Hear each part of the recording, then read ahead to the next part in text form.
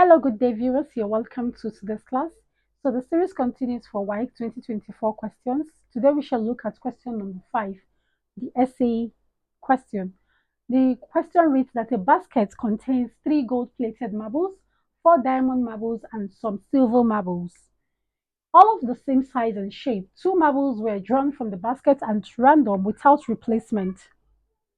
That's one after the other.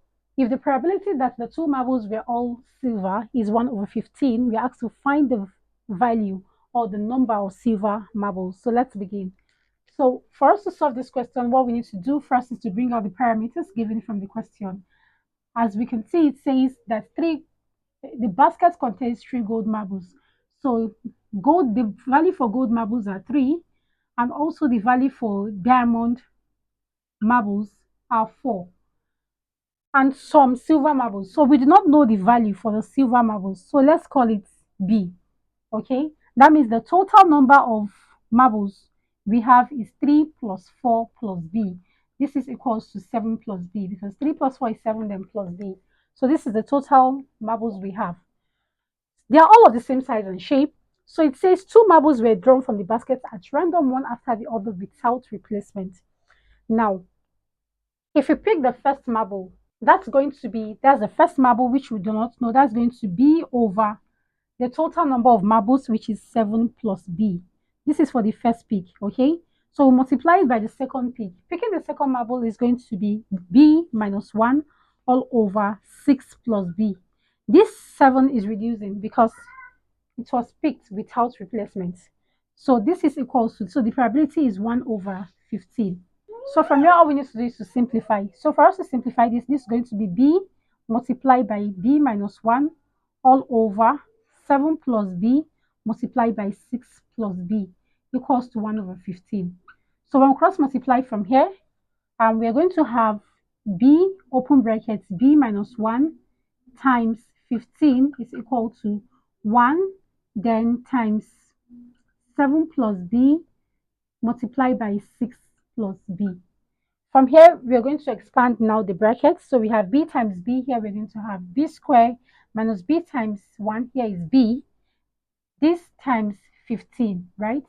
That's the 15 we have here equal to 1 times the whole of the brackets we have as the same. So all we need to do is just to expand this. 7 times 6, which is 42. We have 7 times B. Here we have plus 7B plus B times 6 here is going to give us 6B. Then plus B times B here we're going to have B squared. Okay, so we simplify further. Here we have B squared times 15 here is minus 15B squared minus B times 15 here is minus 15B equals to 42 plus 7B plus 6B here is 13B then plus B squared. So let's call it like times here. We have 15B squared minus B squared minus 15B minus 13B minus 42 equals to 0. So we equate this to 0. So simplifying 15B squared minus B squared here gives us 14B squared. Minus 15B minus 13B gives us minus 28B, then minus 42 equals to 0. Now this is a quadratic equation, but we can still break this quadratic equation down to the simplest form by dividing through by 14. If we divide through by 14, so 14 divided by 14 here gives us B squared, since it's 1. 1 times B squared is B squared. Minus 28 divided by 14 gives us 2. So here we have 2B minus 42 divided by 14 gives us 3 equals to, here we have 0. So we've simplified the quadratic equation now to its lowest term. So we have B squared minus 2B minus 3 equals to 0. So from here, we can use any of the formulas or any of the method rather to solve this quadratic equation. We can use the formula method, or if you want, we can also use the factorization method. So for the purpose of this class, let's use the factorization method. So what we need to do now is to take the first term and the last term, we multiply them. That is 1 and 3, which gives us the value of 3. Two numbers that we multiply gives us 3 and 1 and 3. What do we do to these two numbers that will give us what we have in the middle term, which is minus 2, is when we say plus 1 minus 3. This gives us what? Minus 2. So we are going to substitute this for the value of minus 2 here. So here we're going to have B squared. So this 1 here becomes B. So we have plus B minus 3B. minus 3 equals to 0. So let's factorize out. When we factorize here, we common factors here are b.